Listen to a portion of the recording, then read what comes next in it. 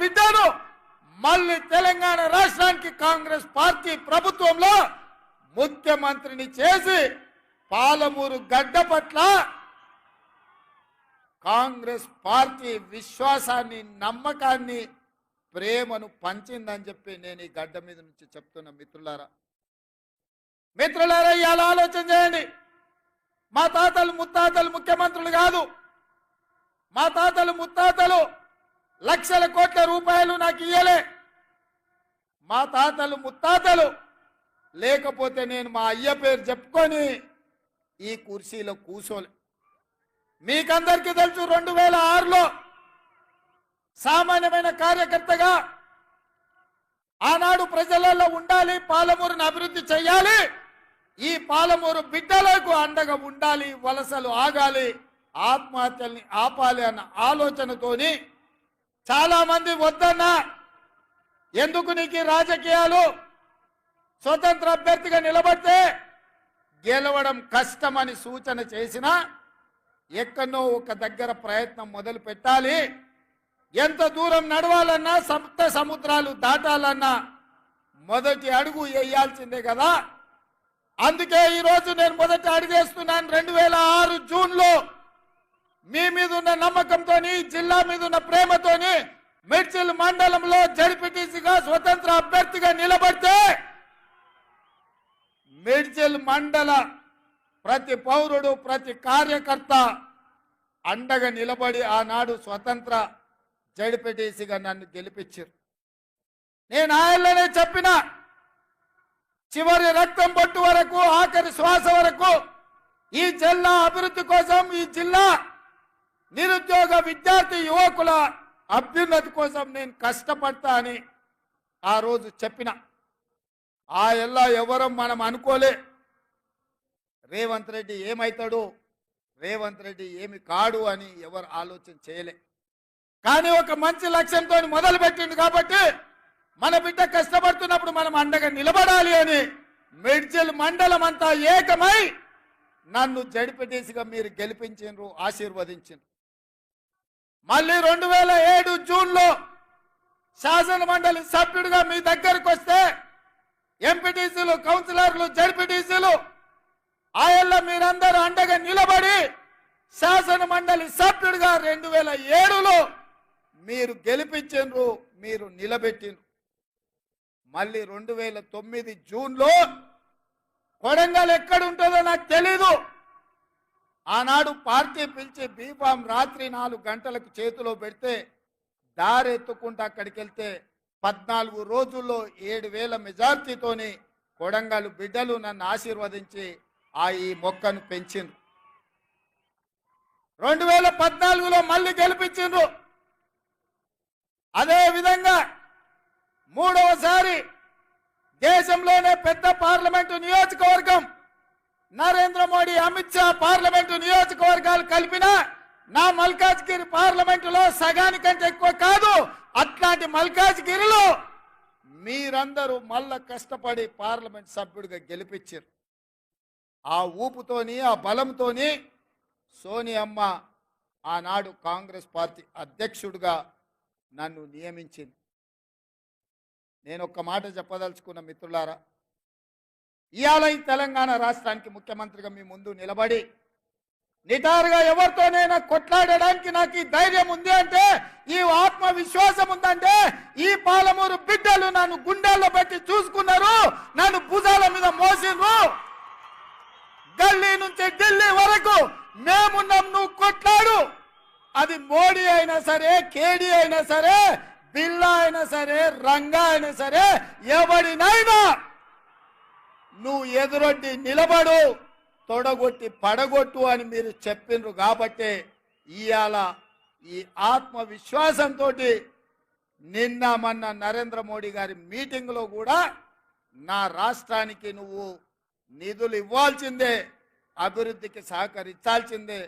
నువ్వు గుజరాత్కు bullet train వేసుకున్నా, Sabarmati river front కట్టుకున్నా, గిఫ్ట్ సిటీ కట్టుకున్నా, నా పాలమూరుకో, నా తెలంగాణకు నాకు ఎందుకు ఇవ్వవు అని చెప్పి సభాముఖంగా ఆయన ఎదురుగానే తుమ్మిడేటి కట్టుకోవడానికి మాకు అనుమతులు ఇప్పించాలి, మెట్రో రైలు నిర్మించుకోవడానికి నువ్వు నిధులు విడుదల చేయాలి. మూసీ రివర్ డెవలప్మెంట్కు నువ్వు సహకరించాలి. స్కైవేలు ఫ్లైఓవర్లు కట్టుకోవడానికి నిధులు ఇవ్వాలి. మెట్రో రైలుకు నిధులు ఇవ్వాలి. మా పాలమూరు రంగారెడ్డి ఎత్తిపోతల పథకానికి జాతీయ పథకం ఇవ్వాలని నరేంద్ర మోడీ గారు ఎదురుగానే చెప్పిన. ఇవాళ కొంతమంది సన్నాసులు మాట్లాడుతున్నారు, రేవంత్ రెడ్డి నరేంద్ర మోడీ గారికి ఎందుకు వినతి పత్రాలు ఇచ్చిండు అని. నేను అడుగుతున్న సన్నాసులారా, నేనెక్కడ పోయి ఇంట్లో తలుపులు మూసి కడుపులో తలకాయ పెట్టి కాళ్ళు పట్టుకోలే, చెవులో గుసగుసలు చెప్పలే. బాజాబ్తా ప్రధానమంత్రిగా ఈ రాష్ట్రానికి వస్తే ముఖ్యమంత్రిగా నా బాధ్యతను నెరవేర్చిన. అతిథి మన ఇంటికి వచ్చినప్పుడు మర్యాద ఇవ్వడం మన సంస్కారం అని నేను విశ్వసించిన, నమ్మిన. మర్యాద ఇవ్వడం మన బలహీనత కాదు. మర్యాద ఇవ్వడం వల్ల మన గౌరవం పెరుగుతుంది. దేశ ప్రధానమంత్రికి గౌరవం ఇచ్చినాం, మన సమస్యల్ని ఎకరువు పెట్టినాం. రేపు ఒకవేళ భారతీయ జనతా పార్టీ మనం అడిగిన నిధులు ఇవ్వకపోయినా, మనం అడిగిన అనుమతులు ఇవ్వకపోయినా చాకి రేవు పెట్టి చిరిగేదాకా ఉతికే బాధ్యత నేను తీసుకుంటా. నరేంద్ర మోడీ తెలంగాణ అభివృద్ధిలో మనకు సహకరించకపోతే తెలంగాణ రాష్ట్రమే కాదు, దేశంలో అన్ని రాష్ట్రాలు తిరిగి నరేంద్ర మోడీకి వ్యతిరేకంగా నిలబడి కొట్లాడతా అని చెప్పి నేను ఈ వేదిక మీద నుంచి మాటిస్తున్న మిత్రులారా. మన మంచితనం చేతగానితనం కాదు, మన మర్యాద మన ప్రాంతానికి మేలు జరగాలనేది. రాష్ట్ర కేంద్ర ప్రభుత్వాల మధ్యలో సంఘర్షణ వైఖరి ఉంటే అది చివరికి రాష్ట్రానికి తెలంగాణ ప్రజలకు నష్టం జరుగుతుంది. సంఘర్షణ వైఖరి ప్రభుత్వాల మధ్యలో ఉండొద్దు అన్న ఆలోచనతోని తెలంగాణ రాష్ట్ర ప్రభుత్వం తరఫున భారత ప్రభుత్వానికి వినతి పత్రాలు ఇచ్చినాం. మన రాష్ట్రానికి రావాల్సిన హక్కుల గురించి మాట్లాడినాం. విజ్ఞత ఉండాలి, మన మీద మనకు విశ్వాసం ఉండాలి. రాష్ట్రానికి ఏం దేవాలనో ఏం రావాలనో నాయకుడికి అవగాహన ఉండాలి. అందుకే విజ్ఞతతో కూడుకున్న వినతి పత్రాలు ఈ దేశ ప్రధానమంత్రికి ఇచ్చినాం. ఇంకొక ఆయన అంటాడు 6 అడుగులు పెరిగిండు కానీ ఆయనకు మెదడు ఎక్కడుందో నాకు తెలియదు. గాయలు ఎన్నడో చెప్పిన దూలం లెక్క పెరిగిండు కానీ దూడకున్న బుద్ధి లేదని. ఇవాళ హరీష్ రావు మాట్లాడుతున్నాడు, మీరు అందరు చూసి వచ్చేటప్పుడు జర ఆలస్యమైంది, ట్రాఫిక్ జామ్ అయింది. ఒక ఆయన సైకిల్ మోటార్ మీద వచ్చేట ఆయన తలుపు కొట్టి ఇంకో మాట చెప్పాలన్నాడు. ఏందయ్యా అన్న, బీఆర్ఎస్ అంటే నీకు తెలుసా సార్ అన్నాడు. ఏందోనే వాళ్ళు ఏదో భారత రాష్ట్ర సమితి అన్నారు కదా అంటే, అది కాదు సార్, అది బిల్లారంగ సమితి. నువ్వు ఎప్పుడు బిల్లారంగ అంటావు కదా, ఒకడు బిల్లా ఇంకోటి రంగా, 2 కలిపితే సమితి. బీఆర్ఎస్ అంటే బిల్లారంగ సమితి అని చెప్పిండు. నాకు నిజంగానే హరీష్ను కేటీఆర్ను చూస్తుంటే అది బిల్లారంగల సమితి లాగానే ఉంది. ఇంతకుముందే మా ఇంకన్నా చెప్తున్నాడు, మేము 10 ఏళ్ళు కష్టపడి మీ సేవ చేయాలన్న ఆలోచనతోటి ఈ రాష్ట్రాన్ని అభివృద్ధి పదం వైపు నడిపించాలి. పనిమంతులుగా మేముంటే గాజ కింద పందికొక్కులాగా 10 ఏళ్ళు ఈ రాష్ట్రాన్ని దోసుక తిన్నారు. ఇప్పుడు నీ స్పీచ్లో చెప్పు అని చెప్పి కోమటిరెడ్డి వెంకటరెడ్డి గారు నాకు చెప్పారు. నిజమే, గాజ కింద పందికొక్కులాగా ఇవాళ ఈ తెలంగాణ రాష్ట్రాన్ని దిగమింగిన కేసీఆర్ కుటుంబం ఇవాళ పదవి పోతే మతి భ్రమించి మన మీద మాట్లాడుతున్నారు. ఇవాళ అప్పుడే ఏమి చేయలేదు కాంగ్రెస్ పార్టీ అంటూ. నేను అడుగుతున్న 10 ఏళ్ళు అంటే 3650 రోజులు ఈ రాష్ట్రంలో కేడి 3650 రోజులు అధికారంలో ఉంటే కేంద్రంలో నరేంద్ర మోడీ 3650 రోజులు ఉన్నారు. పాలమూరు రంగారెడ్డికి జాతీయ హోదా ఇచ్చిండ్రా?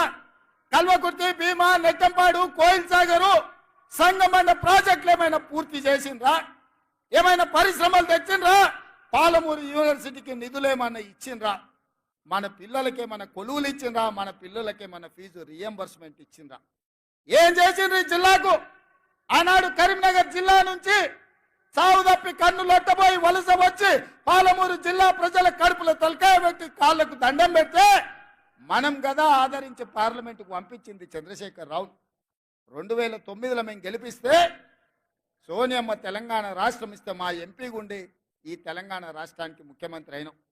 ఒక్క రోజైనా ఆనాడు ఆర్టీఎస్ కోసం నీళ్ల కోసం పాదయాత్ర చేసినా అని చెప్పినావు కదా. తుమ్మిళ్ళ దగ్గర కూర్చేసుకొని కూర్చొని ప్రాజెక్టు పూర్తి చేస్తా, అలంపూర్ గద్వాలకు నీళ్ళు ఇస్తా అని చెప్పినావు కదా. 10 ఏళ్ళైనా నువ్వు ఆ పని చేయకపోతే మా మిత్రుడు సంపత్ కుమార్ గారు ఆయనలో తుమ్మిళ్ళ కోసం ఆడ కూర్చేసి రాబిడ్డ కుర్చీలో కూర్చుందిరా అని దీక్ష చేస్తే మేము వెళ్ళి మద్దతు ఇచ్చినాం. కుర్చేసుకొని కూర్చొని తుమ్మిళ్ళని పూర్తి చేయలేదు, కానీ మందేసుకొని ఫామ్ హౌస్లో బోర్ల బొక్కల వండుకున్నాం. అందుకే ఇవాళ ఈ తెలంగాణ రాష్ట్రంలో ఇందిరమ్మ రాజ్యం కాంగ్రెస్ ప్రభుత్వం ఏర్పడిన వెంటనే పెద్దలు ఉత్తమ్ కుమార్ రెడ్డి గారితో మాట్లాడి పాలమూరు జిల్లాలో ఉన్న ప్రతి ప్రాజెక్టును ఆర్డీఎస్ కావచ్చు, తుమ్మిళ్ళ కావచ్చు, పాలమూరు రంగారెడ్డి ఎత్తిపోతలు కావచ్చు, కల్వకుర్తి కావచ్చు, భీమ కావచ్చు, నెట్టంపాడి కావచ్చు, కోయిల్సాగర్ కావచ్చు, మక్తల్ నారాయణపేట కొడంగల్ ఎత్తిపోతల పథకం కావచ్చు, ఈ ప్రాజెక్టులకు నీళ్లు ఇవ్వాలి, పాలమూరు పచ్చని పంటలతో పండాలి అని మా ప్రయత్నం చేసినాం, సమీక్ష చేసినాం.